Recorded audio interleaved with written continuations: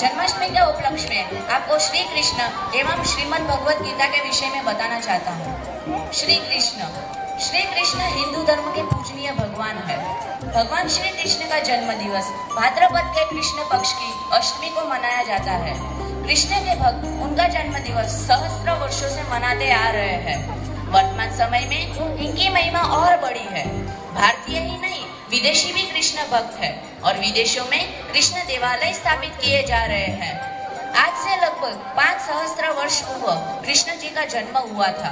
मथुरा के राजा कंस की प्रिय बहन देवकी थी। देवकी का विवाह कंस के मित्र वसुदेव के साथ हुआ था। श्री कृष्ण के व्यक्तित्व में अनेक गुण थे, जिसके कारण वे हिंदुओं के महानायक बने। उन्होंने शिशुपाल का वध किया, फिर युधिष्ठिर के राज सूर्य यज्ञ में आने वाले अतिथियों के पैर धोए और जूठी पत्तेले उठाए। महाभारत के युद्ध में अपने स्वजनों को देखकर विमुख अर्जुन को आत्मा की अमरता का संदेश दिया, जो हिंदुओं का धार्मिक ग्रंथ श्रीमद् भागवत गीता बना। यही ग्रंथ आज दार्शनिक परंपरा की आधारशिला है। यहाँ हम आपको भागवत गीता के ऐसे कुछ उपदेशों के बारे में बताएंगे, जिन्हें अपनाकर हम सभी अपने जीवन में सफलता हासिल कर सकते हैं। पहला उपदेश, गुस्से पर काबू। गुस्से से भ्रम पैदा होता है और भ्रम से बुद्धि व्यग्र होती है, और जब बुद्धि व्यग्र होती है तो व्यक्ति का पतन होने लगता है। दूसरा उपदेश, देखने का नजरिया। जो व्यक्ति ज्ञान और कर्म दोनों को समान रूप से देखता है, केवल उसी व्यक्ति का नजरिया सही होता है। तीसरा उपदेश, मन पर नियंत्रण। जो व्यक्ति अपने मन पर नियंत्रण नहीं रख पाते हैं, उनका मन ही उनके लिए शत्रु बन जाता है। चौथा उपदेश, खुद का निर्माण। व्यक्ति अपने विश्वास से निर्मित होता है। वो जैसा विश्वास करता है वैसा ही बनता जाता है। अगला उपदेश, खुद का आंकलन। आत्मज्ञान की तलवार से काटकर अपने हृदय से अज्ञान को खत्म कर दो। अनुशासित रहो और अपना आंकलन करते रहो। अगला उपदेश, हर काम का फल अवश्य मिलता है। जीवन में न कुछ होता है और न ही व्यर्थ जाता है। हर एक काम जो आप कर रहे हैं उसका फल अवश्य मिलता है। अगला उपदेश, लगातार अभ्यास करते रहना जरूरी है। मन अशांत है और उसे नियंत्रित करना कठिन है, लेकिन लगातार अभ्यास से यह संभव है। अगला उपदेश, अनुभव से सीख। अर्जुन ने न केवल अपने गुरु से अपितु अपने अनुभव से सीख ली। अगर हम भी अपने गुरुओं के साथ साथ अपने अच्छे बुरे अनुभव से सीखते रहेंगे तो हमें सफलता अवश्य मिलेगी। जीवन की सच्चाइयों को भागवत गीता अपने में संजोए हुए है। अगर हम इन श्लोकों को अपने जीवन में उतार लेंगे तो शायद ही हमें जीवन में असफलता का मुंह देखना पड़े। अंत में मेरी ओर से आप सभी को जन्माष्टमी की हार्दिक शुभकामनाएं। धन्यवाद।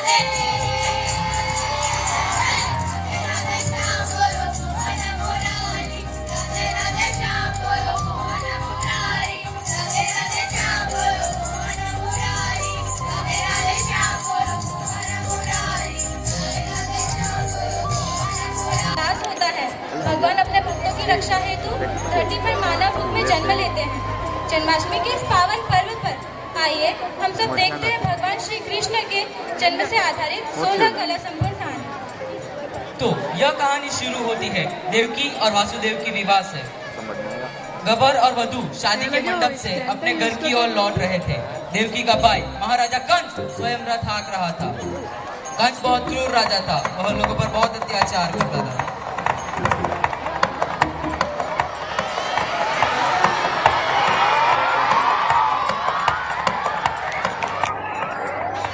तभी अचानक से हुई आकाश से आकाशवाणी ने उसे चौंका दिया।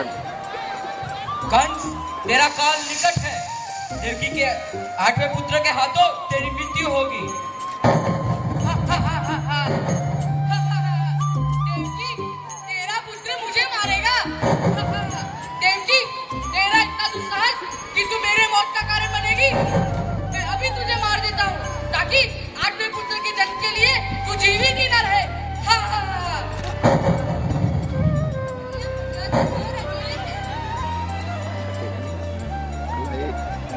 यह तो घोर अन्याय है।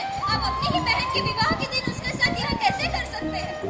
कंस, तुम्हें पता है तुम क्या करने जा रहे हो? तुम अपनी ही बहन के विवाह के दिन उसको मार दोगे। अगर तुम देवकी को जीवन दान देते हो तो मैं तुम्हें वचन देता हूँ कि मैं देवकी के पुत्रों को तुम्हें सौंप दूंगा। ठीक है, तो मैं तुम्हारा जीवन दान करता हूँ, परंतु अगर तुम अपने वचन पर अटल न रहे तो तुम्हें यमराज भी नहीं बचा पाएंगे।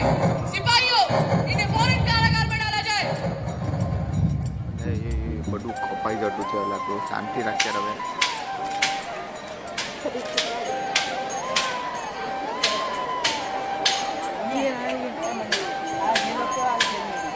और फिर कंस ने देवकी और वासुदेव को कारागार में डाल दिया। जैसे ही देवकी अपने बच्चों को जन्म देती, कंस उन्हें मार डालता।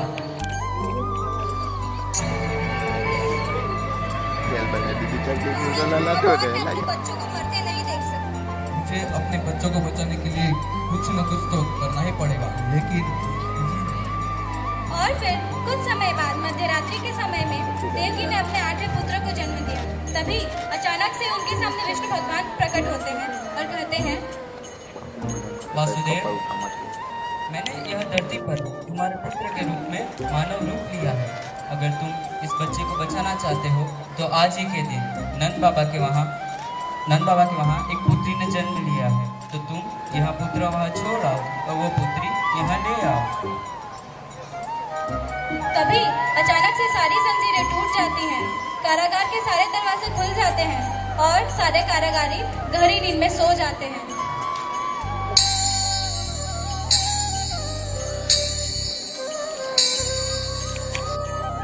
और वासुदेव गोकुल की ओर प्रस्थान करते थे।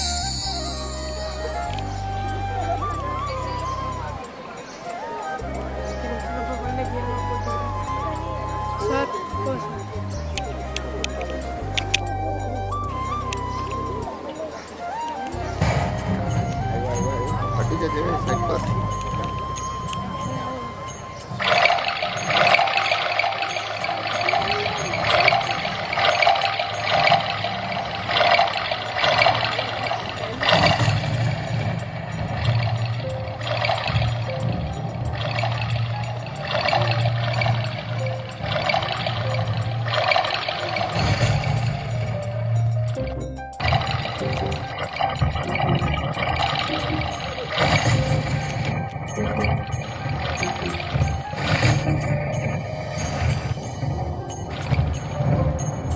पुत्री को भी देवकी की 8वीं संतान समझकर मार डालता है।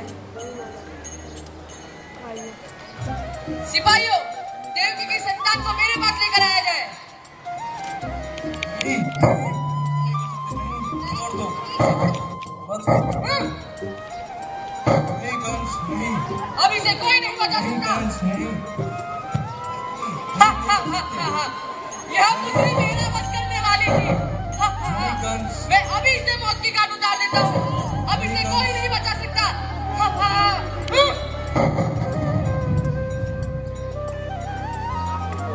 दूसरी ओर इधर गोकुल में कृष्ण के जन्म लेने की खुशियां मनाई जा रही थी।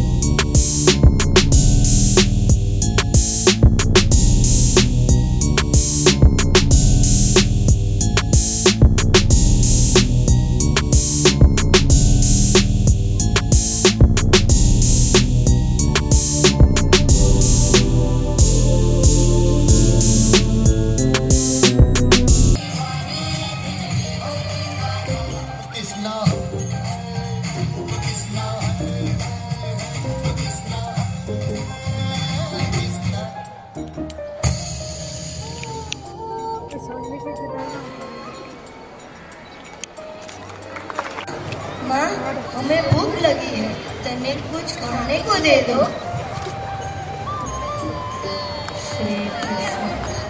अब तो हमारे पास बच्चों को खिलाने के लिए कुछ बचा ही नहीं है। ठहरो, मैं अभी ही कुछ करती हूँ।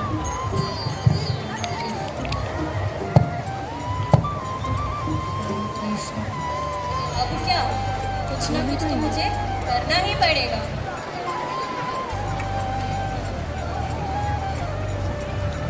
स्वामी, दिन प्रतिदिन हम कंगाल होते जा रहे हैं। अब तो हमारे पास बच्चों को खिलाने के लिए एक दाना भी नहीं बचा हुआ। अरे स्वामी, सुना है आपके सखा श्री कृष्ण द्वारकाधीश अवश्य ही हमारी सहायता करेंगे। अरे वो तो द्वारका के राजा है, अब तक हमें भूल ही गए होंगे। अरे स्वामी, सुना है वो बड़े ही दयावान हैं, वे अवश्य ही हमारी सहायता करेंगे। लेकिन एक बात का संकोच हो रहा है। संकोच? अब कैसा संकोच हो रहा है स्वामी? कहते हैं किसी मित्र के घर जाओ तो खाली हाथ नहीं जाना चाहिए, कुछ नहीं तो पान सुपारी ही ले जानी चाहिए। वो अवश्य ही पूछेंगे कि मित्र, भाभी जी ने मेरे लिए क्या भेजा। कुछ नहीं तो चावल के 4 दाने ही पकाकर भेजे होंगे, तब मैं उन्हें क्या जवाब दूंगा। तनिक ठहरिए स्वामी, मैं अभी ही पास वाली पंडिताई से जाकर के कुछ तंदूर के दाने मांग ले आती हूँ।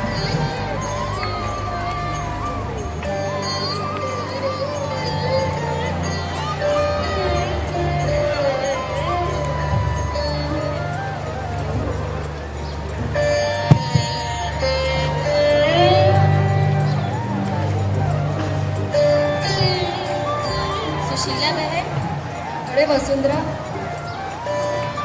कैसी हो बहन? मैं ठीक हूँ, तुम बताओ कैसे आना हुआ। सुशीला बहन, थोड़े से तंदूर मांगने आई थी, हो सके तो थोड़े से तंदूर दे दो।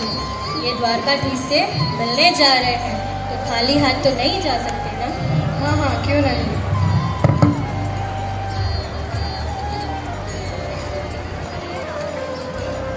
अब मेरे स्वामी अवश्य ही प्रसन्न होंगे।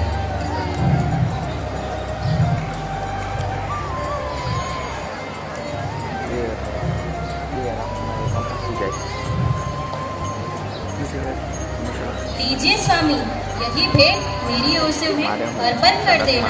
वो तो अंतर्यामी है, अवश्य ही मेरी भावना से प्रसन्न हो जाएंगे। और फिर सुदामा द्वारका की ओर प्रस्थान कर लेते हैं।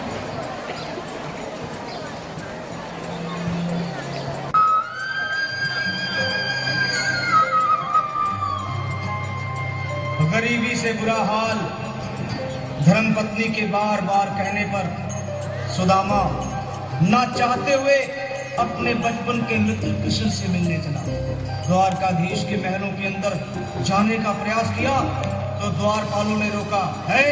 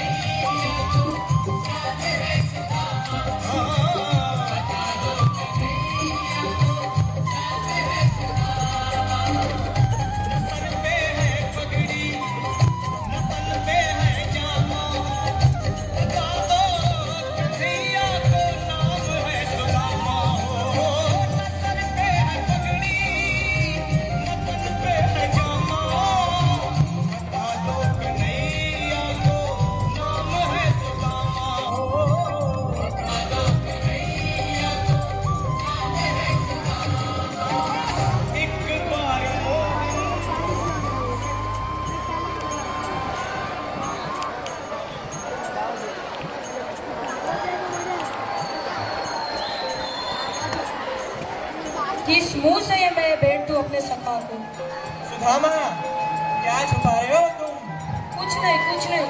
ऐसे कुछ नहीं, अवश्य ही कोई वस्तु होगी जो तुम अकेले ही हड़प पे ले जाना चाहते हो।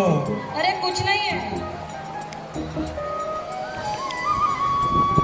अरे प्रभु, ये आप क्या कह रहे हो? क्या अपने मेहमान पर आरोप लगाना अच्छी बात है प्रभु? बिल्कुल नहीं, मेहमान तो भगवान का स्वरूप होते हैं। अरे तुम सबसे इससे अभी मिले हो, मैं तो इसे बचपन से जानता हूँ। खाने पीने के मामले में ये बहुत ही स्वार्थी है। लाओ दिखाओ, क्या छुपा रहे हो? अरे कुछ नहीं।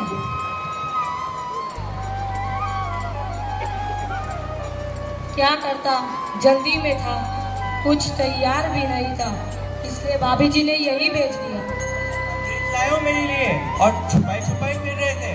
अरे ये तो संसार का सबसे उत्तम भेंट है जो तुम मेरे लिए लाए हो।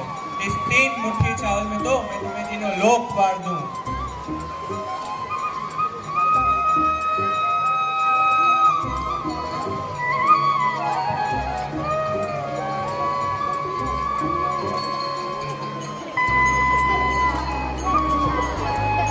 हे त्रिलोकीनाथ, ये आप क्या कर रहे हैं? पहली मुट्ठी खाकर आपने सुदामा को सारा स्वर्गलोक दान दे दिया, दूसरी मुट्ठी खाकर आपने सुदामा को सारा पृथ्वी लोक दान दे दिया, अब क्या तीसरी मुट्ठी खाकर आप सुदामा को वैकुंठ लोक भी दान में देना चाहते हो? सुदामा के आधे चावल को भूल गई देवी जो उसने मैं अर्पित किया था। ये कैसा हिसाब हुआ आपका स्वामी? आधे चावल चुकाने के लिए आप सुदामा को 3 लोक दान में दे देंगे? ऐसा हिसाब है देवी। उस समय आधा चावल सुदामा की कुल पूंजी थी जो उसने खुद भूखे रह के हमें अर्पित किया था। यदि आप सुदामा को 3 लोक दान में दे देंगे तो हम सुदामा की तरह भिक्षु बन जाएंगे और सुदामा त्रिलोकीनाथ बन जाएंगे। तभी तो मित्रता का हिसाब बराबर होगा।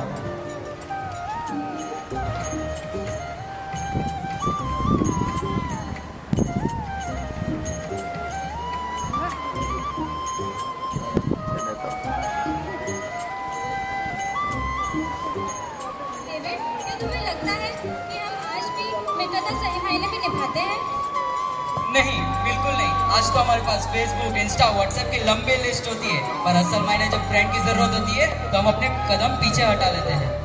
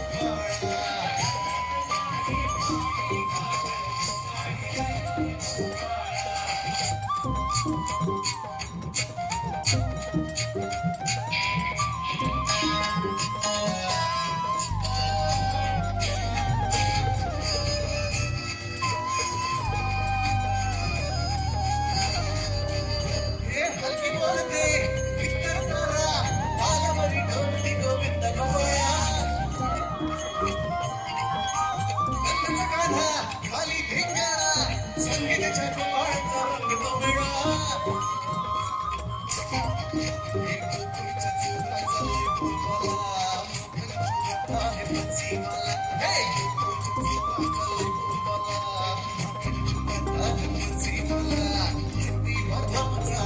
यार